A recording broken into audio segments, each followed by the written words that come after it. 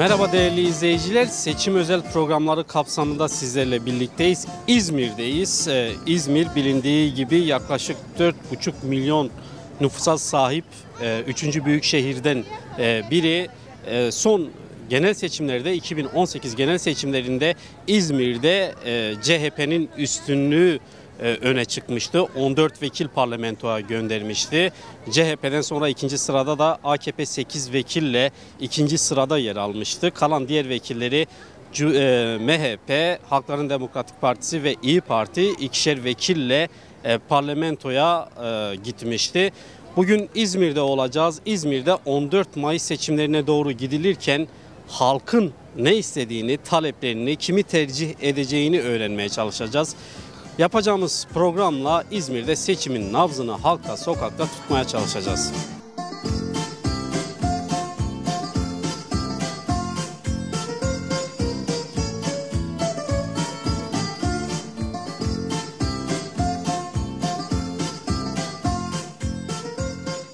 Seçimde hangi partiye oy vereceksiniz? Kaçtığınıza mı yakaladınız? AK Parti'ye oy vereceğiz. Neden abi? Abi çünkü biz de zeka özürlüsüyüz. HDP'ye oy veriyoruz. HDP. Neden HDP abi? Durun bir saniye. Abi biz Kürdüz. Kendi halkımızın partisine oy veriyoruz. Gerekçeniz ne? Yani ne istiyorsunuz? Beklentiniz ne bu seçimde? Şöyle bir şey. Zaten belediye olarak şeye vereceğiz. Milletvekili olarak HDP'ye vereceğiz. Sol Parti'ye vereceğiz. Yeşil Sol Parti'ye. Peki bu seçim sonrası ne gibi bir değişim istiyorsunuz? Ya şöyle zaten ülkenin durumunu görüyorsunuz. Yani ülke paramparça olmuş durumda. Her şey pahalılık. Her şey kötü. Yani değişim. En güzel şeyin değişim olacağını inanıyoruz yani. Seçimde hangi partiye oy vereceksiniz? Abi sonuna kadar HDP. Neden peki? Abi bizim kalbimizdir, yüreğimizdir, canımızdır, ciğerimizdir. Yani başka hangi partiye verelim ki? Ama şu anki süreçte tabii Demirtaş ne derse onu yapıyoruz. Peki 14 Mayıs seçimlerinden beklentiniz ne seçim sonrasında? Sen bana başka bir soru sor, ben sana cevap vereyim. Ne sor bana biliyor musun? Türkiye'de memnun olmadığın 3 şey sor bana. Buyurun 3 şey sayın. Recep Tayyip Erdoğan. Parti olarak kime vereceksiniz? Parti olarak da HDP'ye vereceğiz abi. Neden peki HDP? HDP sonuna kadar HDP parti olarak. Benim oyum var. Kime oy verecek? Yeşil Sol.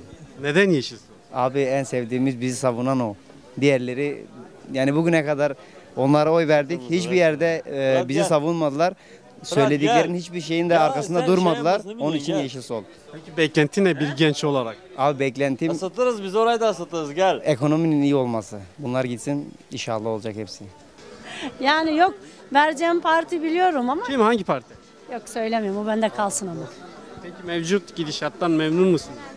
Yok Hayattan memnun musunuz? Değiliz. Neden değilsiniz? Yani görüyoruz artık ortamı görüyorsun her şey ateş fiyatı insanlar zor durumda. İntiharlar insanlara kimseye bir ayağını çek o tarafa git diyemiyorsun. Çünkü herkes birbirine dolu yani. Niye? Geçim sıkıntısı, hayat sıkıntısı hepsi var bizde. Onun için memnun değiliz hayatımızdan. Ama tabii ki değişim, içinde değişim olsun yani. Onda var. Teşekkür ederiz sağ olun. Seçimde hangi partiye oy vereceksiniz? Ne, kime verirsin? Ne diyorsun? Nasıl gidiyor? İyi valla. Kime oy vereceksiniz? HDP. Neden HDP olacak? HDP. Öyle. Yani Yeşil Sol. Çünkü HDP... Yeşil sol, yeşil sol. Yeşil sol vereceğim. Peki neden yani? İnşallah daha güzel olur. Daha iyi olacak. Ben parti söylemeyeyim. Şimdi vardır bir aklınızda, gönlünüzde bir parti. Söylemeyeyim çünkü sonrasını bilemiyoruz. O yüzden gerek yok. Peki Nereye gideceğimiz belli, neye vereceğimiz de belli. yani korktuğunuz için mi hangi partiye oy vereceğinizi söylemiyorsunuz? Evet kesinlikle. Ama baharlar gelecek inanıyorum. Evet. Peki sizce mevcut gidişat nasıl ülkede? Mevcut gidişat yani kötü. Kötü. Hayırlısı değil. Genç olarak bu seçimden beklentiniz ne? Seçimden beklentim genel itibariyle gençlerin daha rahat edeceği, istediği şeylere sahip olabileceği bir şeyler başarması ve bunları rahat rahat alabilmesi. Teşekkür ederiz. Siyasilerden de gençlere yönelik sadece seçim döneminde değil genel olarak tüm zamanlarda iyi olanakların sağlanmasını istiyorum ve bekliyorum. Yeter abi şişkinlik geldi bizi bayılttılar ya. Neye yeter diyorsunuz mesela? Abi özgürlük yok. Hiçbir şey yok. Demokrasi yok, adalet yok, geçim yok, hiçbir şey yok. Şu an ne gibi sorunlar yaşıyorsunuz mesela? Emekçisiniz, çalışıyorsunuz. Emekli değilim. Yok, emekçisiniz, çalışıyorsunuz. Ne gibi sorunlar yaşıyorsunuz? Ya Yani işler yok, satamıyoruz, edemiyoruz. Gelen müşteri cebinde para yok. Yani kime sorsanız kimse memnun değil hayatından. Neden HDP? Sevdiğimiz için. Gerçi HDP seçime girmiyor. Yeşil Sol oluyor. Evet. Neden peki Yeşil Sol? Yani şöyle söyleyeyim sana, Kürtleri temsil ettiği, bizi temsil ettiği için. Buna inandığımız için. Yani seçimde hangi partiye vereceğiz? Sen şu mikrofonu rahat rahat tutabiliyor musun şu anda? Çok rahat mısın bu konuda mesela? Değilsin değil mi? Yani düşün. Peki cevabınız? Yani AKP karşısındaki herkes oyumu veririm ben. Sizin şimdi vardır bir kafanızda bir parti. Kılıçdaroğlu'na vereceğim tabii. Parti Kılıçdaroğlu. olarak kim vereceksiniz? Ya parti benim partim HDP'dir. Yeşil Sol.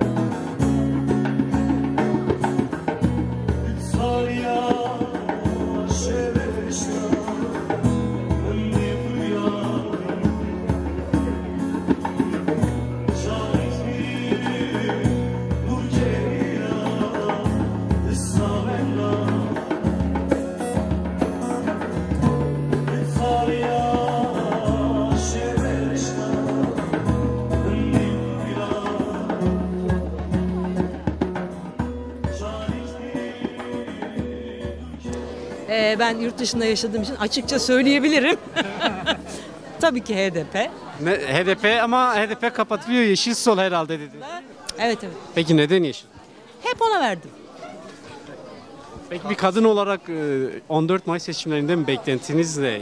Yurt dışında yaşıyorsunuz ama Türkiye için biliyorsunuz. Evet evet, yani daha fazla özgürlük. Gerçi İzmir'de kadınlar yeterince özgür gibi görünse de daha fazla iş imkanı, maddi anlamda bitik halde. Mesela biz grup halinde çok fazla dışarı çıkardık. Artık 3 ayda bir geliyorum ama bir çay içmeye bile toplanamıyoruz. Daha özgür bir toplum, daha maddi anlamda ferah bir toplum. Tek amaç bu. Hangi partiye oy vereceksiniz? Vallahi seçimde ben HDP'ye vereceğim herhalde. HDP kapatılıyor. Yeşil Sol herhalde. Nasıl? HDP seçime girmiyor. Yeşil Sol olarak. Yeşil Sol'a vereceğim. Peki neden? Ya şöyle diyeyim size, AKP'nin karşıtı herhangi bir muhalif partiye vereceğim diye. Öyle diyeyim. Başka yani en büyük muhalif parti kimse ona vereceğim yani, öyle diyeyim. Peki seçimden beklentiniz ne? Şu an durumu nasıl görüyorsunuz? Ekonomik olarak, toplumsal olarak? Valla dostum, Demirtaş diyor ki taşı koysan seçilir. Yani bence öyle, durum bu yani. Taşı koysan seçilmeli yani. Bu kadar mı kötü? Yani taşı koysan seçilmeli şeye karşı, yani hani mevcut iktidara karşı. Gerçekten öyle, çünkü süreç yaşadıklarımız falan filan çok böyle yerli yerinde değil yani. Aynen. Yeşil Sol Parti. Neden Yeşil Sol? Çünkü şu anda mantıksal açıdan en doğru gelen muhalefeti o yaptığı için Yeşil Sol Parti.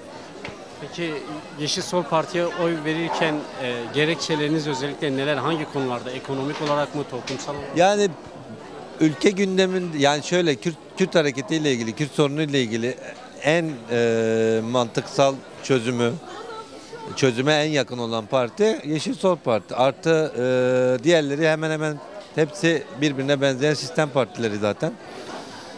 Muhalefetin Yeşil Sol Parti ve Türkiye İşçi Partisi'nin de yüzden fazla milletvekiline sahip olması. Abi merhabalar. Seçimde hangi partiye oy vereceksiniz? Hangi parti? Milletvekiline Yeşil Sol. Neden Yeşil Sol? Ya fikrim onlara uygun. Onları da bir görmekte yarar var diye düşünüyorum. Daha demokrat görüyorum. Peki sizce seçimde bir değişim şart mı? Ülkenin tablosunu nasıl görüyorsunuz? Mutlaka şart. Zaten bir insan en fazla 2 dönem yapması lazım. 2 dönemden sonra bence olmaması daha doğru olur. Peki ekonomik olarak sizce bu seçim neden önemli? Ekonomik olarak insanlar bence değişmesi insana bir moral olur diye düşünüyorum. Teşekkür ederiz abi. Aynen katılıyorum. Kime oy vereceksiniz? Dediği gibi. Hangi parti ama? Yeşil Sol Parti. Neden size göre neden Yeşil Sol Parti? O şekilde yani. Memnun musunuz peki gidişattan? Değil, kötü. Neden değilsiniz? Ya piyasa kötü. Yani alışveriş yok. Millet bir şey alamıyor. Her şey uçtu. Her şey pahalı. Bu şekilde. Teşekkür ediyoruz. Sağ olun. Seçimde Yeşil Sol Parti'ye oy vereceğim. Neden peki Yeşil Sol Parti? Biz devamlı onlara veriyoruz abi oyumuzu. Ne istiyorsunuz peki bu seçimden? Beklentiniz? Vallahi bir değişiklik olsun yani artık 20 yıldır hep aynı iktidara veriyoruz diye bir değişiklik olsun. Seçimde hangi partiye oy vereceksiniz? Demirtaş'a vereceğiz. Neden? Demirtaş cezaevinde bu arada, aday da değil. O kimi söylerse ona vereceğiz. Yeşil Sol diyor. Aynen. Neden peki? Onucuyuz biz, Kürdüz. Kendimize oy vereceğiz, öyle diyelim. Peki beklentiniz ne bu seçimde? İnşallah Erdoğan gider.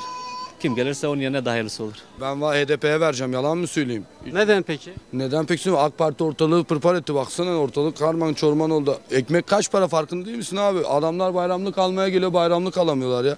500 milyon ayakkabı mı olur diyor, 700 milyon eşortman mı olur diyor. Ve bunlar yani böyle orijinal ürünler de değil yani. Tekstilden falan çıkma ürünler. Piyasa berbat oldu. Benim şahsi görüşüm ya, ben AK Parti'ye vermek istemiyorum yani. HDP'ye vereceğim, bakalım ne olursa olsun. Seçimde kime oy vereceksiniz? Selahattin Demirtaş'ın başka kime oy vereceğim? Yani anladığım kadarıyla Selahattin Demirtaş da Yeşil Sol'u destekliyor, ona vereceğim. Tabii canım, ben CHP'li değilim ama mecburiyetten CHP vereceğim, diğeri gitsin. Belki Selahattin inşallah ileride olursa o da Cumhurbaşkanı olur. Tek ümidim odur. Niçin özellikle Yeşil Sol diyorsun? Ben kendimi ifade etmek için, ben Kürdüm, başka ne diyeyim? Ne bekliyorsun benden? Milliyetçi değilim ama benim kimliğim belli. Kimliğimden dolayı vereceğim. Beklentiniz ne peki bu seçimde? Hiçbir beklentim yok. İnşallah gider de her şey yoluna girer. Teşekkür ederim. Sağ olun.